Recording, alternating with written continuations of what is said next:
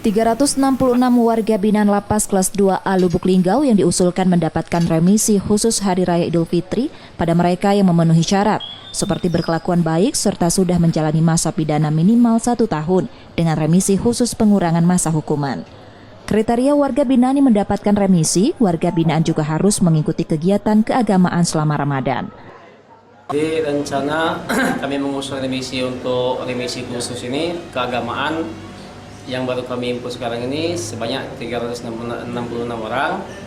Kemungkinan masih ada lagi karena masih mau di SDP lagi sisanya.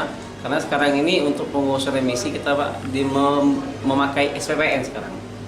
SPPN itu sistem penilaian pembinaan narapidana.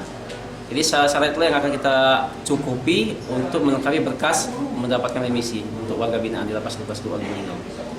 Ajukan sampai sekarang ini yang baru peak 366 orang, kemungkinan sisanya ada lebih kurang dari 100 lebih kira-kira.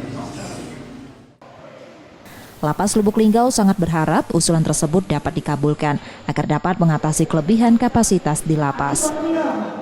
Sukma Aldino, Kompas TV, Lubuk Linggau, Sumatera Selatan.